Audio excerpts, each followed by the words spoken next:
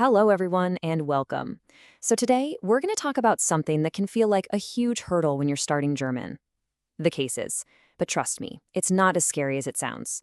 Understanding cases is literally the key to figuring out how German sentences are built.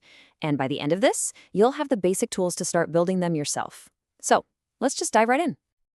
I'm sure this has happened to you. You learn that the man is der Mann. You feel good about it. And then, all of a sudden, you see den Mann or dem Mann.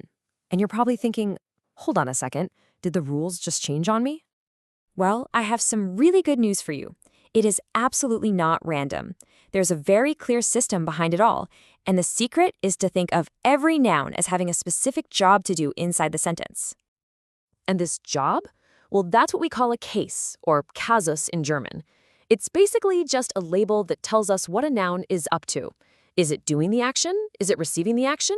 The case tells us exactly what's going on. So in German, there are 4 of these jobs, these cases. We have the nominative, the accusative, the dative, and the genitive. Now, don't get overwhelmed. For today, we are just going to focus on the first 3. We'll get to know them really well. The genitive, we'll just give that one a quick wave for now and come back to it way later. So here's our game plan.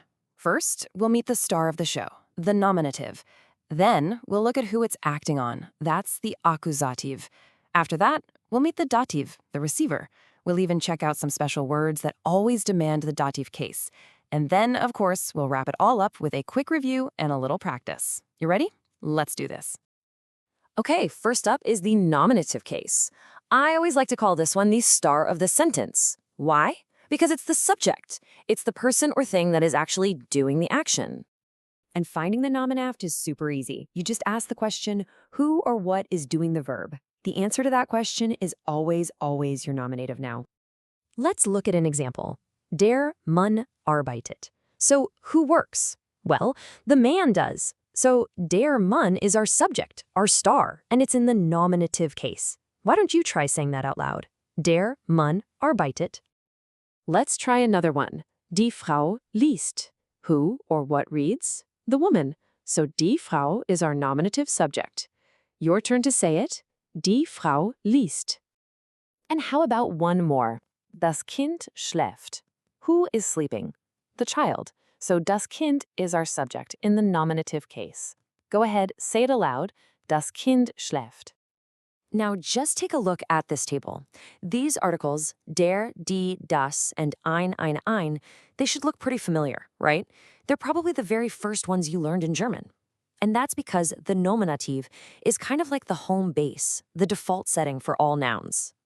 Okay, so we've got our star of the show, the nominative. But usually, the star is doing something to something or someone else. And that brings us to our second case, the accusative. This is the direct target of the action. So how do we spot the accusative? Simple. We just ask, the subject is doing what, or the subject is acting on whom? The answer is your direct object, your accusative noun. Let's see how this works. Der Mann hat einen Hund. Okay, our nominative subject is der Mann. Now ask the question. The man has what? He has a dog. So einen Hund is our direct object. It's in the accusative case. And did you notice? The masculine article ein changed to einen? That's a huge clue. Okay, your turn. Der Mann hat einen Hund. Here's another example. Die Frau kauft ein Buch. Our subject, die Frau, is in the nominative.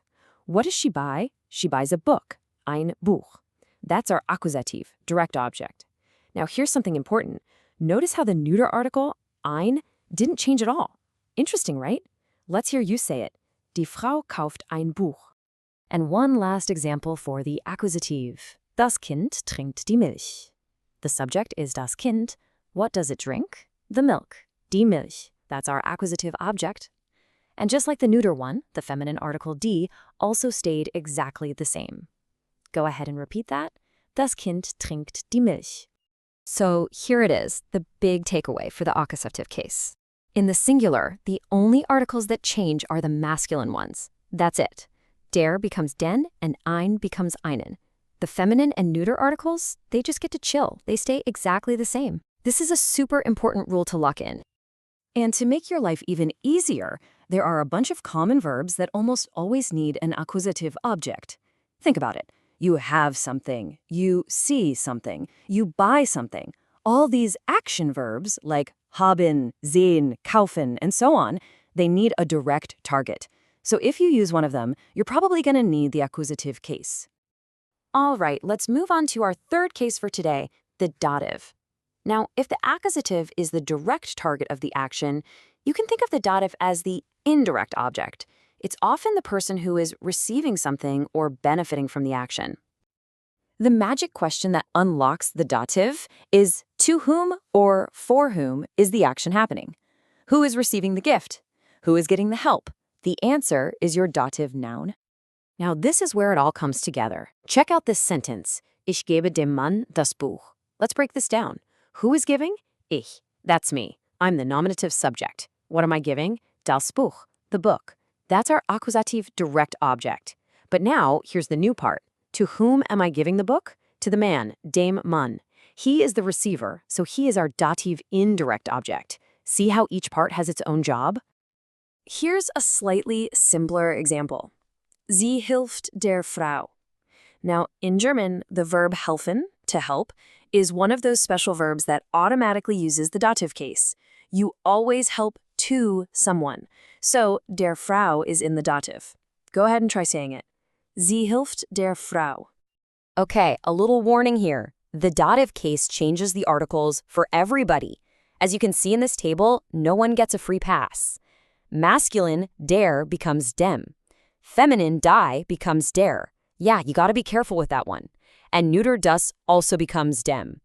These changes are really, really important to memorize. Now, here's another awesome shortcut for knowing when to use the dative case, certain prepositions. Just think of these words like automatic triggers. If you see one of them, you can be 100% sure that the noun right after it is going to be in the dative case. No questions asked. And here are some of the most common ones you're going to run into. Mit, nach, aus, zu, von, bei, and seit. If you see any of these guys, your brain should immediately think, okay, dative case coming up. So, for example, if you want to say with the friend, you use mit. And because Freund is masculine, you have to use the dative article. So it becomes mit dem Freund. Or if you say out of the house, you use aus. Since house is neuter, it's aus dem Haus. Let's do another one.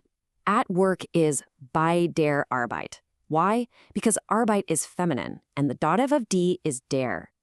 Also, be on the lookout for little shortcuts. To say to the doctor, you'd technically say zu dem Arzt, but pretty much every German speaker will squish that together and say zum Arzt. And hey, what about that fourth case we mentioned, the genitive? Well, its main job is to show possession, like the man's dog or the color of the car.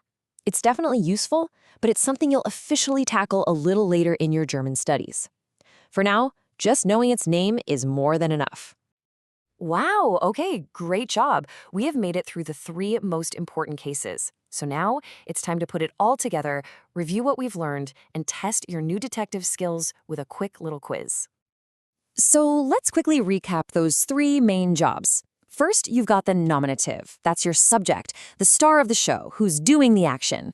Then you have the accusative, the direct object, the thing being acted on. And finally, the dative, the indirect object, the one receiving the action. Got it? Okay, quiz time. Let's start. In the sentence, ich sehe den Mann, what case is den Mann? I'll give you a second to think. The answer is accusative. That's right, because ich is the one doing the seeing and den Mann is the direct target. Plus, you see that den? That's a dead giveaway for the masculine accusative. Question number 2. Wir helfen dem Kind. What's the case for dem Kind? Think about that verb. You got it? The answer is dative. Remember, the verb helfen always triggers the dative case. And dem is the dative article for a neuter noun like das Kind. Okay, next one. If you have the masculine noun, der Hund, as your subject, what does it become if it's the direct object in the accusative case? It becomes den Hund. Perfect. And for our last question, what is the dative form of die Frau? This one's a little tricky. The answer is der Frau. Awesome job. That feminine dative article can be confusing, but you nailed it. So there you have it. The mystery is totally solved. German cases aren't meant to be confusing. They're actually helpful little clues baked right into the sentence, and they tell you exactly who is doing what to whom. You now have the basic decoder ring for German grammar. You have the tools to look at a sentence and really understand its structure. So the next time you see den Mann or der Mann, you won't feel lost. You'll be a grammar detective who knows exactly what job that noun is doing. Keep practicing this and it'll become second nature. Thanks so much for joining me, and I'll see you in the next one.